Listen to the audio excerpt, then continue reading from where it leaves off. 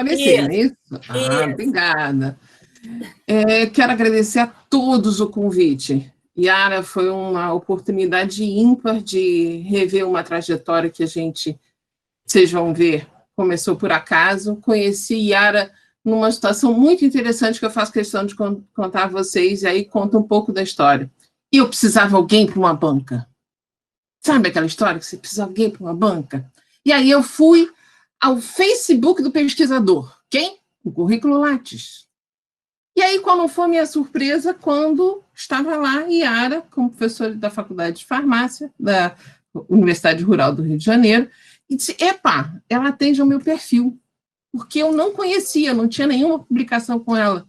E é uma das exigências da CAPES que membros de banca de doutorado tenham essa condição. E foi uma experiência, tem sido uma experiência muito feliz nessa convivência, na possibilidade de a gente estreitar uma experiência que eu espero que avance bastante. E vocês vão entender um pouco quando eu apresentar a minha história, porque a minha história tem o seu caminho, que também é diferente.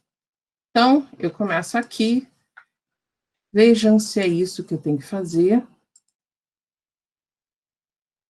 Me ajudem aí, está aparecendo? Agora vai aparecer. Tá, sim, Débora, está aparecendo. Perfeito. Tá perfeito. Obrigada. Então, eu quero começar contando a vocês que todo trabalho tem uma história, e eu acho que contar a história de como nós chegamos à farmácia veterinária, ela pode ajudar muito, porque o trajeto nosso é muito diferente da rural. As origens são distintas, e vai ajudar um pouco de entender como a pesquisa pode avançar e se fortalecer nos dias de hoje. Né?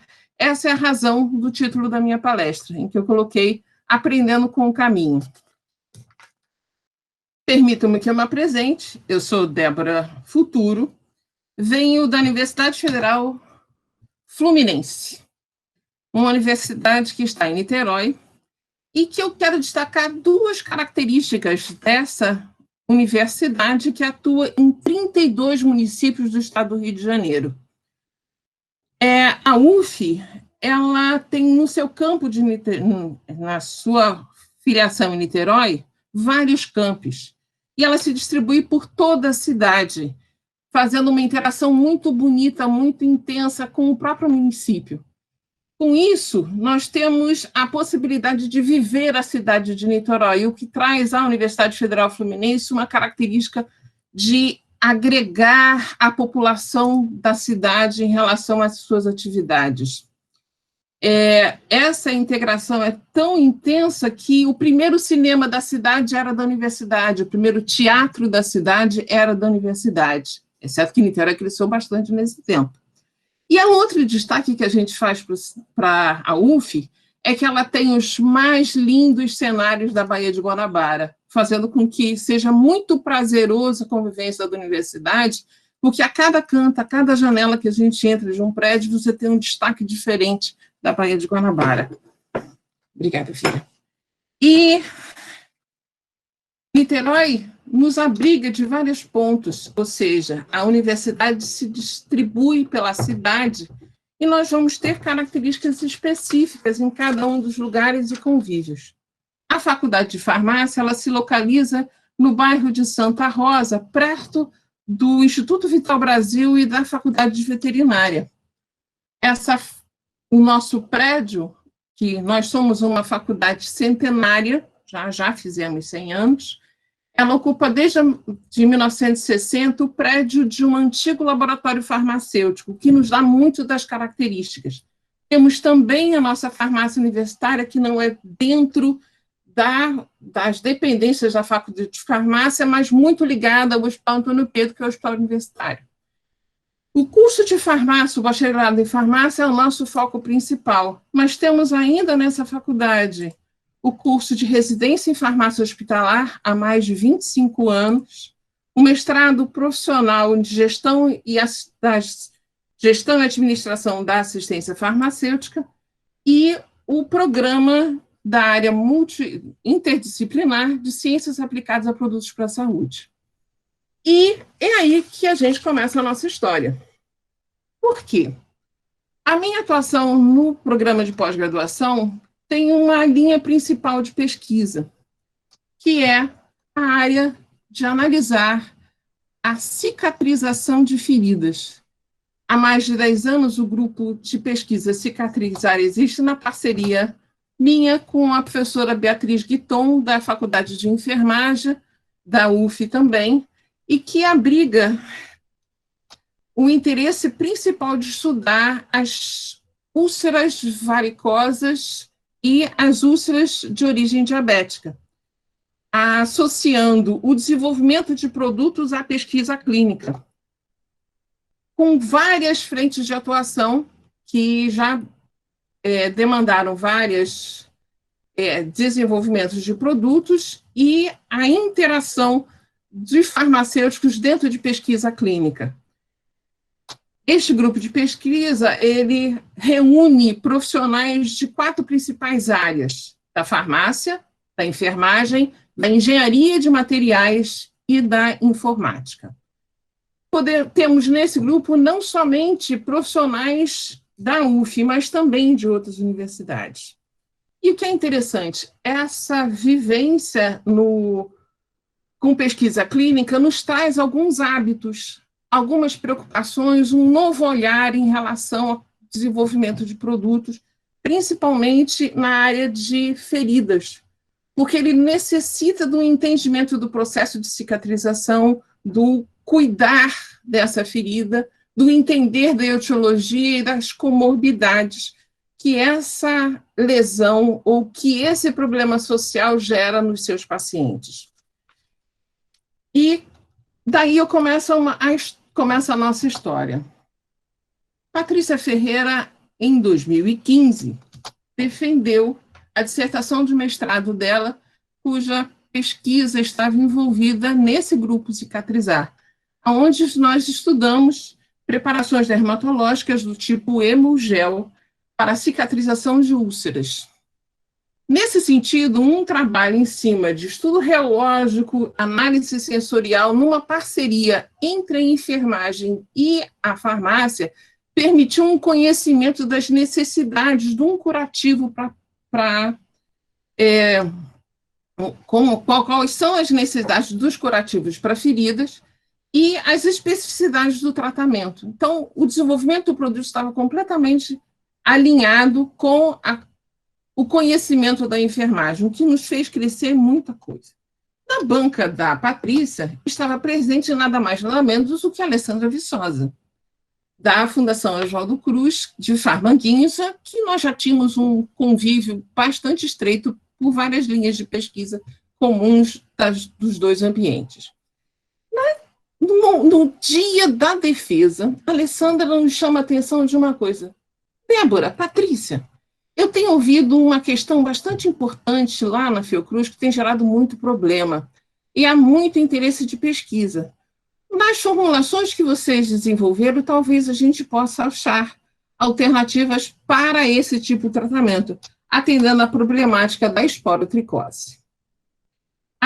Nos falou rapidamente do que seria esporotricose, de uma infecção fúngica e da necessidade, porque os próprios dermatologistas sentiam necessidade de uma preparação tópica que pudesse auxiliar o ser usado como coadjuvante do tratamento para uso em humanos.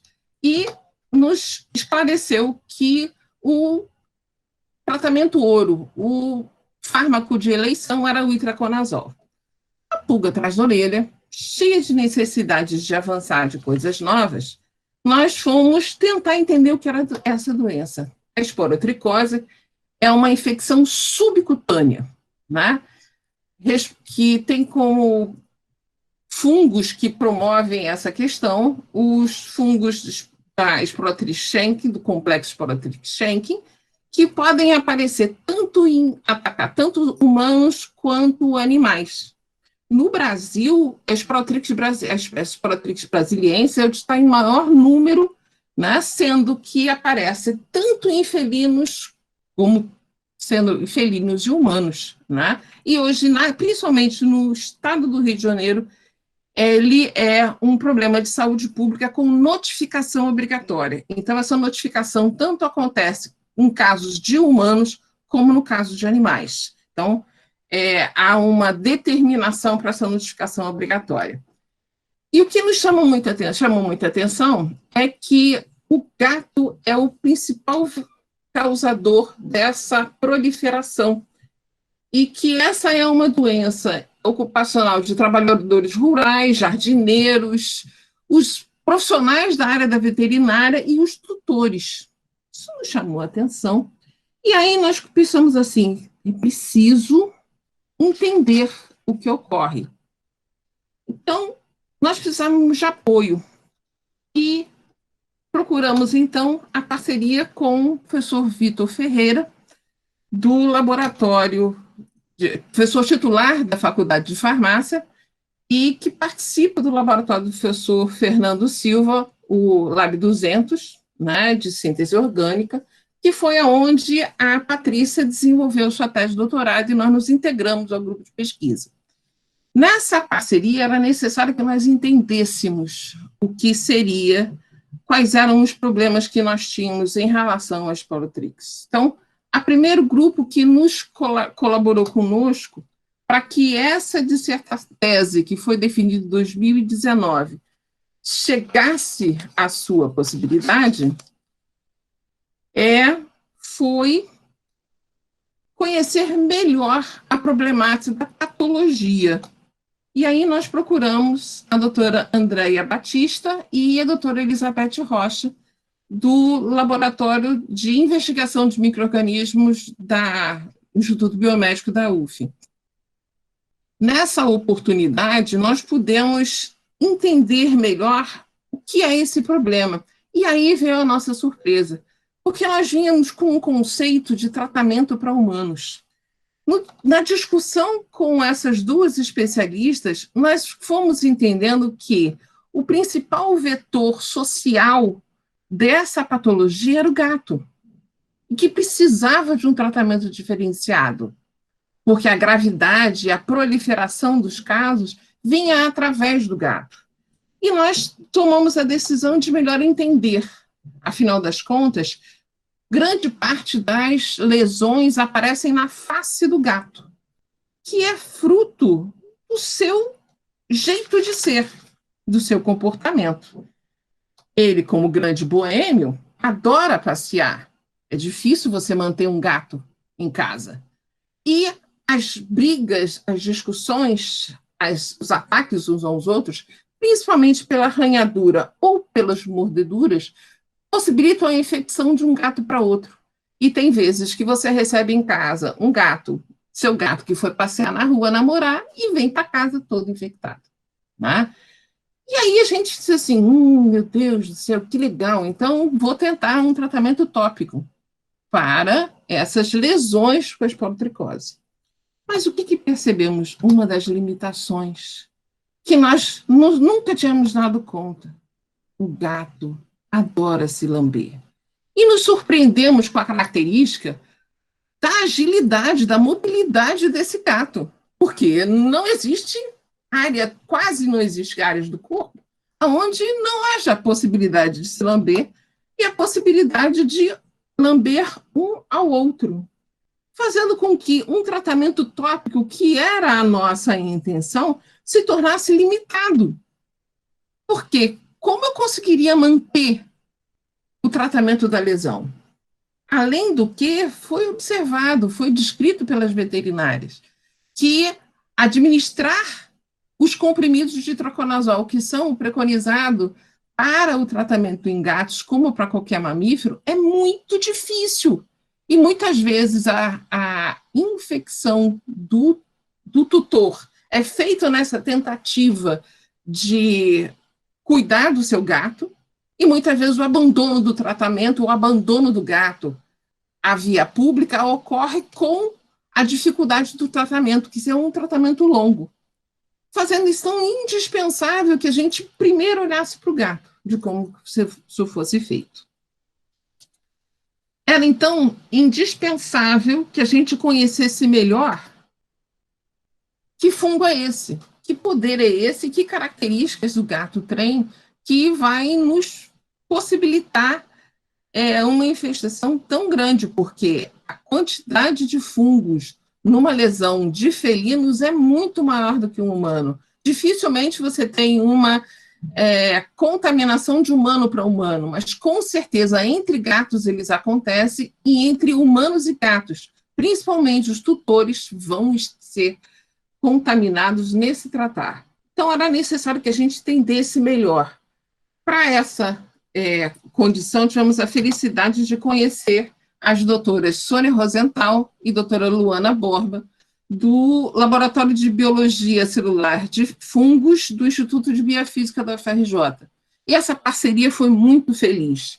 No período em que nós começamos a trocar ideias e nos relacionar, a doutora Rosenthal e seu grupo estava terminando de enviar uma publicação que mostrava ao público que o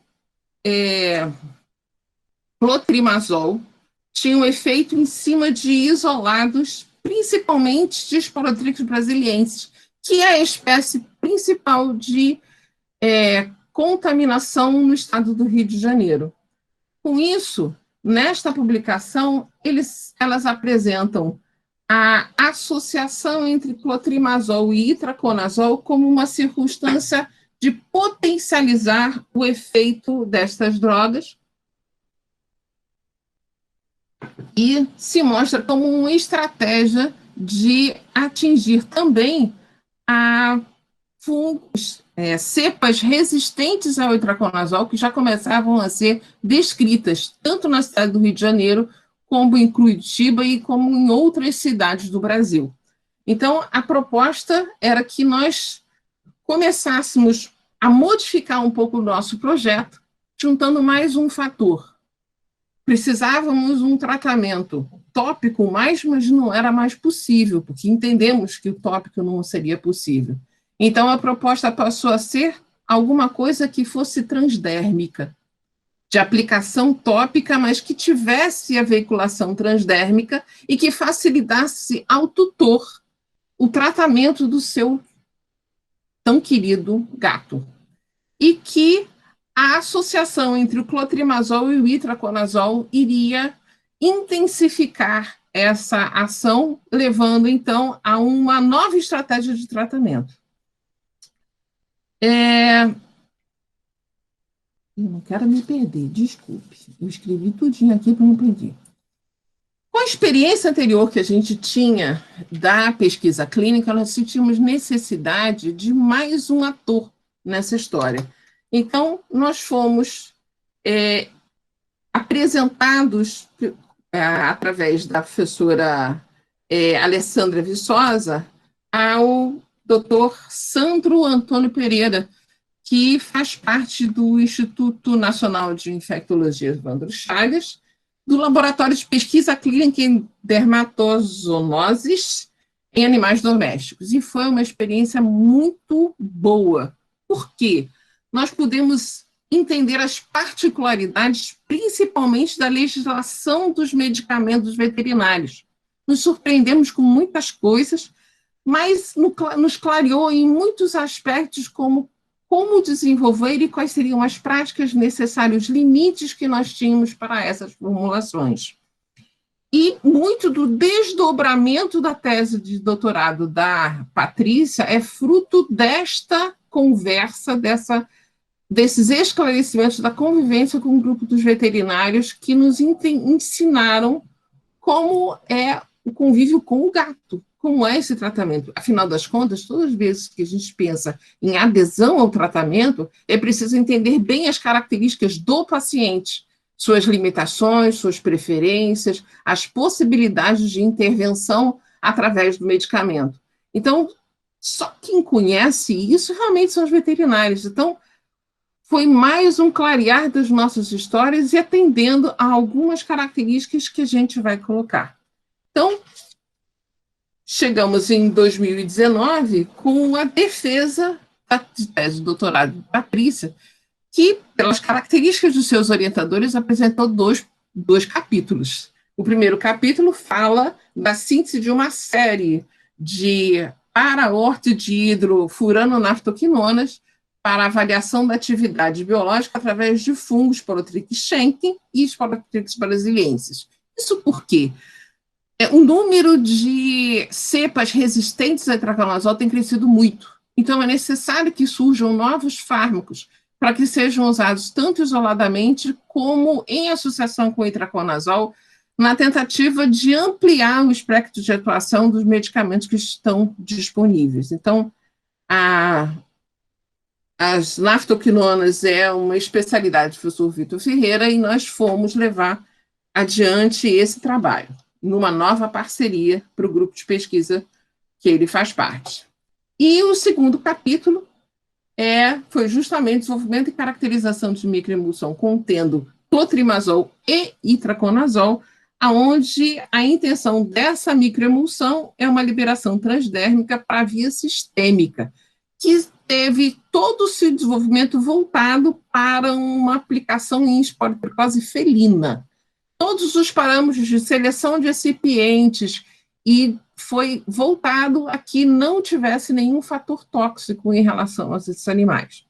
Para que a gente pudesse avançar nesse projeto, nós contamos com a colaboração de profissionais que já estavam conosco há bastante tempo. A professora Sabrina Calil Elias, da Faculdade de Farmácia, do Laboratório de Farmacologia, nos ajudou muito em relação à toxidez térmica, possibilitando-nos verificar se as nossas microemulsões teriam alguma incompatibilidade ou causariam algum poder alergênico, só por serem emulsões transdérmicas,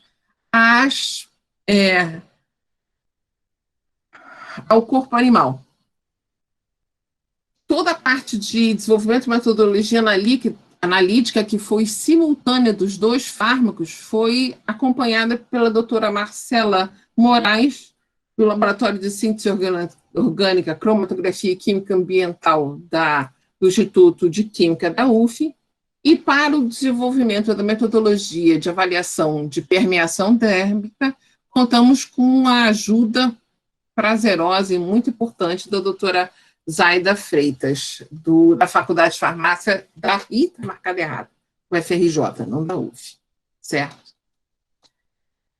Os nossos resultados estão, felizmente, já registrados, publicados em 2 artigos da Molecule de 2019, e em 2020 nós conseguimos a publicação justamente dos resultados da microemulsão no Journal of Pharmaceutical Science, publicado neste ano de 2020. O trabalho da Patrícia teve seus desdobramentos. Já temos, então, 2 trabalhos de conclusão de curso envolvendo itraconazol relacionado com a esporotricose, que era o nosso desejo de trazer as formulações de Emulgel para a aplicação dérmica.